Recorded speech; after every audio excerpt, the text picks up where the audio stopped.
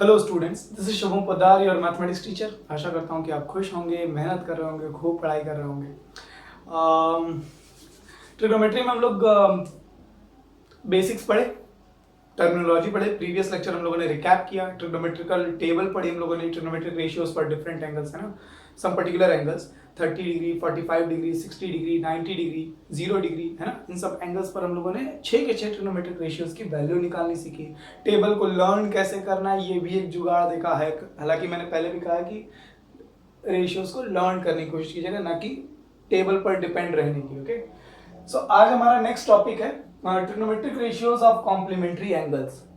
ठीक है, और ये क्या है, ये एक पैटर्न मिल गया लोगों को ट्रिग्नोमेट्री में। रिलेशन, एक बड़ा यूनिक रिलेशन मिल गया जो आप लोगों को समझ में आ जाएगा, बड़ा इजी सा है।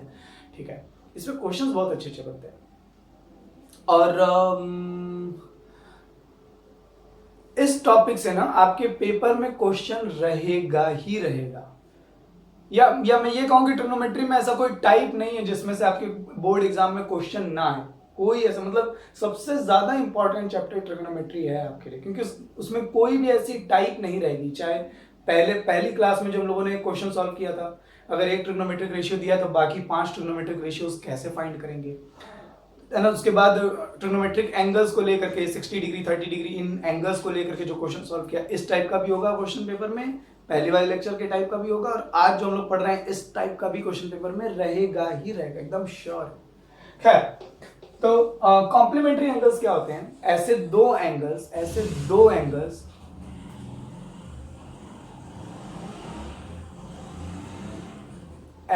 एंगल्स जिनका सम 90 डिग्री हो उन्हें कॉम्प्लीमेंट्री एंगल्स कहते हैं, और ऐसे दो एंगल्स जिनका सम 180 डिग्री हो उसको सप्लीमेंट्री एंगल्स कहते हैं। ये सब बहुत पुराना पढ़ा हुआ अपना।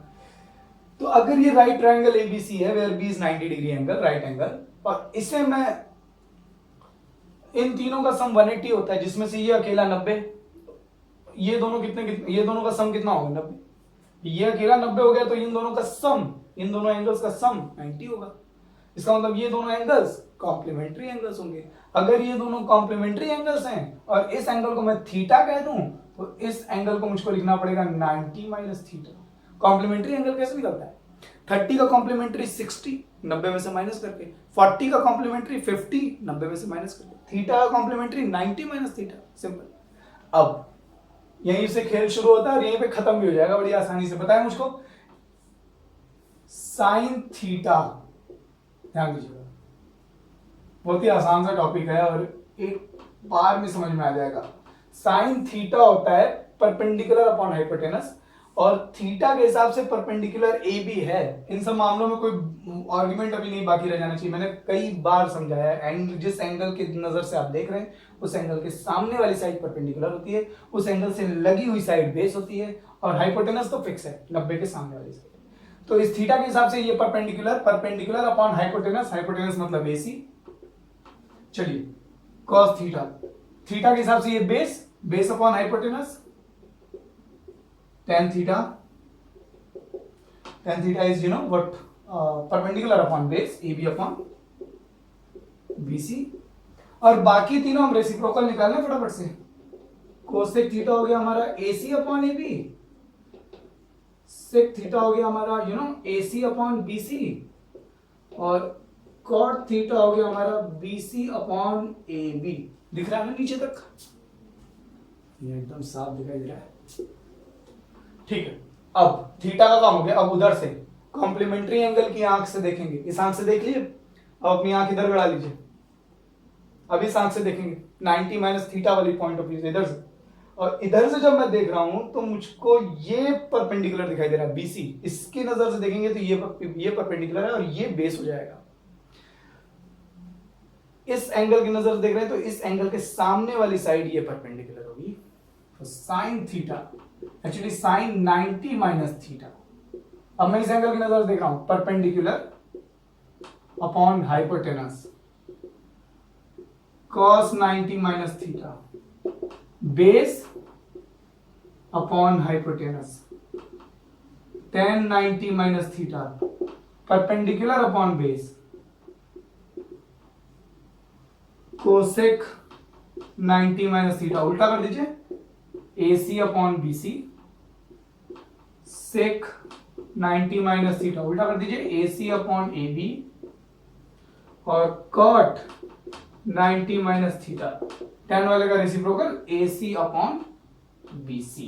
ओके, अब जरा एक पैटर्न गौर करने लायक है, इन दोनों को देखो जरा, sine theta A B upon A C, cos 90 minus theta B A B upon A C equal है, आरएचएस इक्वल होता है, आरएचएस भी इक्वल होगा। इन दोनों को देखिए, BC upon A C, BC upon A सी बराबर है, साइन 90 माइनस थीटा और कॉस थीटा बराबर होंगे। ये tan थीटा को देखिए और इसको देखिए, सॉरी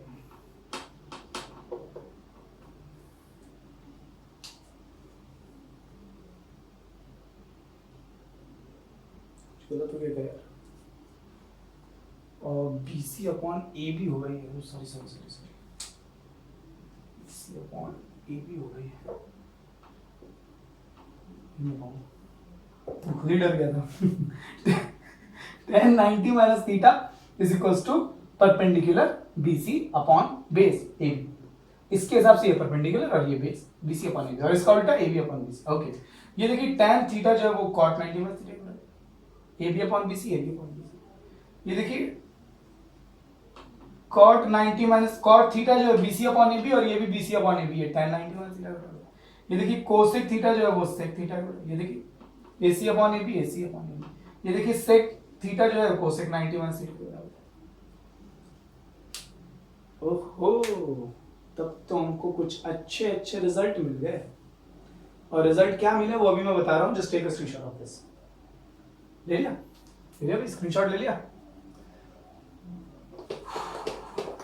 अब हमको क्या देखने को मिला, ऑब्जर्वेशंस, ऑब्जर्वेशंस क्या देखा हमने ऐसा, जरा सा हमने ट्रिग्नोमेट्री, जरा सा हमने दोनों एंगल्स के पॉइंट ऑफ व्यू से देखा, थीटा के भी पॉइंट ऑफ व्यू से देखा, उसके कॉम्प्लीमेंट्री एंगल 90 माइनस थीटा के भी पॉइंट ऑफ व्यू से देखा, तो मुझे कुछ इंटरेस्टिंग चीज दिखाई दे रही कि cos थीटा और sin 90 माइनस थीटा इक्वल होंगे, sin 90 माइनस थीटा और cos थीटा इक्वल होंगे, sin थीटा और cos 90 माइनस थीटा भी इक्वल होंगे, cos 90 minus theta is equals to sin theta. मैं थोड़े कह रहा हूं, ज्योमेट्री कह रही है, ज्योमेट्री।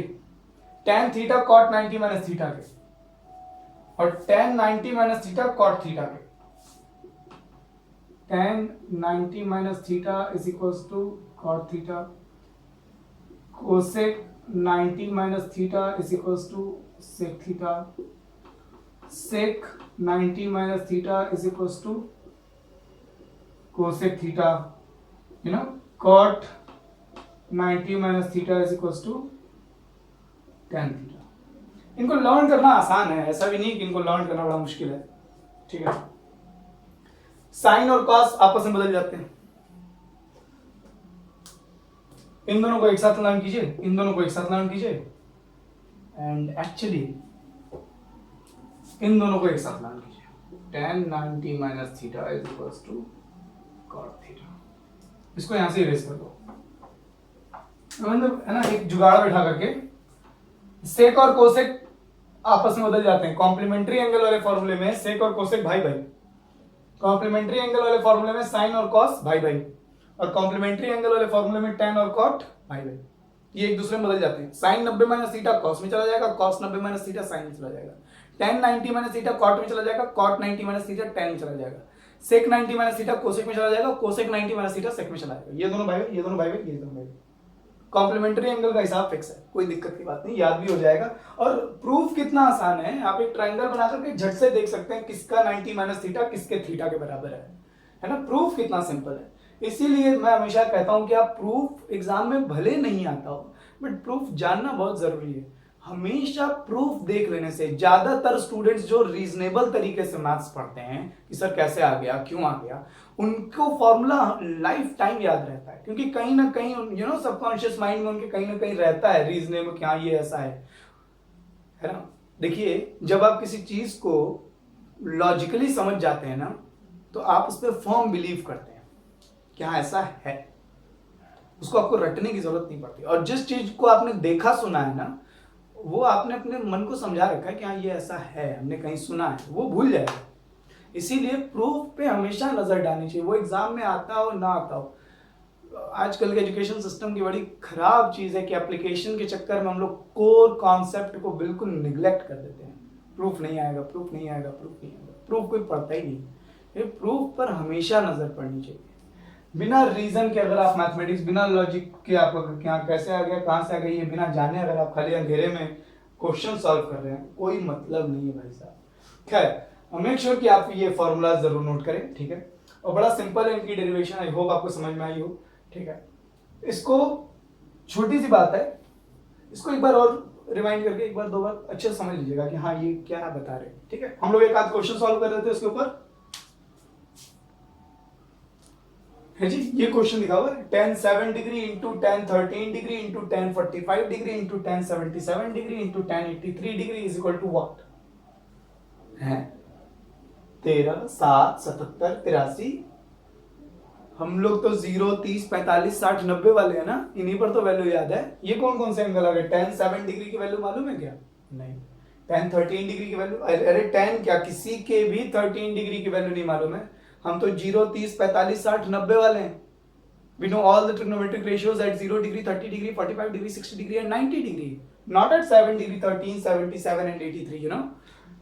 गनीमत इतनी है कि यहाँ 45 डिग्री दिया हुआ है और tan 45 की वैल्यू क्या होती है? 1। ये तो माशा बन जाएंगे, इसका देना ना देना एक बराबर है। स्कोर ये ना भी रहे तब भी सवाल वही है, ये रहे तब भी सवाल वही है। ये समस्या ये इन चारों की है।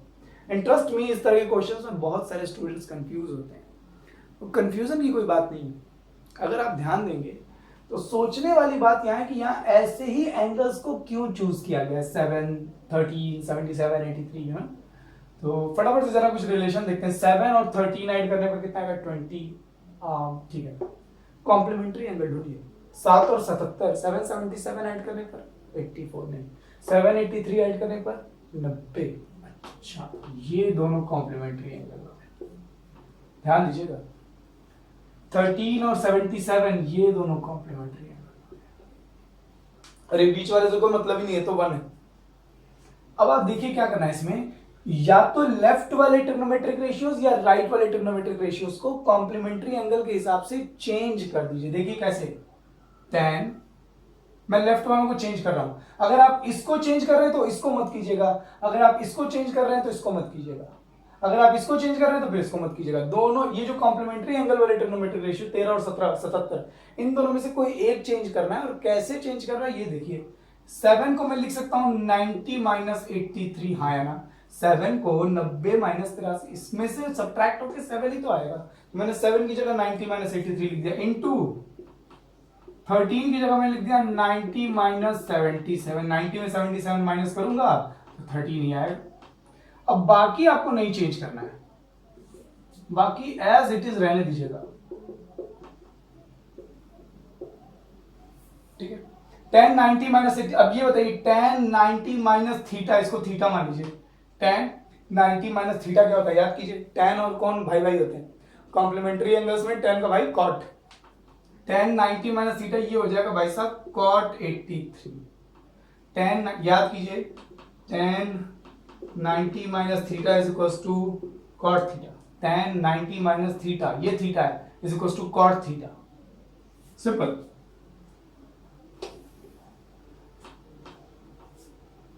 ये बस रटना नहीं है यहाँ पर, क्या अच्छा ऐसे लगाना है, नहीं नहीं। आप ये देखिए कि जो हमने थ्योरी पढ़ी है अभी अभी, उस पर कितने रोचक, कितने इंटरेस्टिंग सवाल बनाए जाते हैं, कितना अच्छे आईक्यू पर बनाए जा रहे हैं। हम सोच भी नहीं सकते थे कि कॉम्प्लीमेंट्री एंगल वाली प्रॉपर्टी यूज करके ऐसा क्वेश्चन डिजाइन किया जा सकता था। ये इंटरेस्टिंग बात है, ना कि ये कि ऐसे सवालों को लगाना कैसे, ठीक है। प्लीज tan 90 माइनस 70, ये भी tan 90 माइनस थीटा सर, ये हो जाएगा हमारा cot थीटा। और बाकी चीजें वैसे ही tan 45। तो सर ऐसा करने से फायदा क्या हुआ? भाई साहब ऐसा करने से फायदा क्या हुआ, इतना पापड़ क्यों बेलवा रहे हैं? अब देखिए फिर से इन्हीं दोनों को, ये यही दोनों फर्स्ट और लास्ट ही तो दिख रहा था, और फिर से इन दोनों को देखिए, ये सब इनटू में है, मल्टीप्लाई में। cot theta into tan theta क्या होता है? tan theta into cot theta क्या होता है? tan theta is equal to 1 by cot theta. याद है कि नहीं याद है? मैंने पहले भी कहा है, फॉर्मूले एकदम जबान पर रहनी चाहिए, वरना आपको दिखेगा ही नहीं क्वेश्चन। मैंने शुरू में भी कहा था, है ना, हम लोगों को सवाल दिखे tan इंटू कॉट आ रहा है तो हमारे दिमाग में कैसे आएगा कि ये कुछ होता है। प्रैक्टिस, हमेशा फॉर्मूला रिवाइज करते रहिए। tan theta is equal to 1 upon cot theta होता है, कॉट का रेसिप्रोकल tan, tan का रेसिप्रोकल कॉट, तो ये कॉट इधर मल्टीप्लाई में आ जाएगा, इसका मतलब tan theta into cot theta, tan theta into cot theta क्या होगा 1। अगर ये दोनों एक दूसरे के रेसिप्रोकल हैं तो उनका मल्टीप्लाई 1 आएगा। भाई tan थीटा क्या होता है, परपेंडिकुलर अपॉन बेस, और cot थीटा होता है base upon perpendicular, perpendicular perpendicular cancel, base base cancel, answer 1 आएगा। तो अच्छा, tan theta into cot theta हमारा क्या है 1 है, cot theta into tan theta 1, इसको ऐसे मतलब चाहें तो लिख सकते हैं, ये जबरदस्ती की बात है, ये बस स्टेप बढ़ाने वाली बात है। cot थीटा 77 वाला और tan 77 वाला, इनको एक साथ लिख लीजिए और tan 45 को अलग रख लीजिए। tan into cot 1, tan into cot 1, tan 45 1, and the answer will be 1। कहने को सवाल मतलब काफी एक्सप्लेनेशन हो गया, बट अगर आप देखें पहला स्टेप, दूसरा स्टेप और उसके बाद तो 1 खत्म, 2 स्टेप। एग्जाम में आएगा तो कम से कम 2 नंबर या 3 नंबर में आएगा, मतलब लास्ट ईयर तक 2 मार्क्स में ही आता था। इस तरह के क्वेश्चंस और भी क्वेश्चंस के साथ क्लब करके आते हैं, इतना सिंपल सा सीधे सीधे नहीं पूछेगा। Just take a screenshot of this, अपने एनसीईआरटी या जो भी टेक्स्ट बुक आप सॉल्व कर रहे हैं उससे क्वेश्चंस लगाइए। जितना ज्यादा आप प्रैक्टिस करेंगे उतनी अच्छी इन चीजों पर कमांड बनेगी। याद रखिए, किसी भी टीचर के कितना भी ट्रिग्नोमेट्री बाच देने से, बोल देने से, एक्सप्लेन कर देने से आपकी ट्रिग्नोमेट्री अच्छी नहीं हो जाएगी। कोई भी टॉपिक, मेक श्योर कि आप प्रैक्टिस कर रहे हैं। देखा सुना नहीं होना, ये सब देखा सुना नहीं रहना चाहिए, जाना हुआ होना चाहिए। और जानेंगे आप कैसे, जब देखने सुनने के साथ बुक पढ़ेंगे और प्रैक्टिस करेंगे। खूब खुश रहिए, खूब मेहनत करते रहिए। टाटा।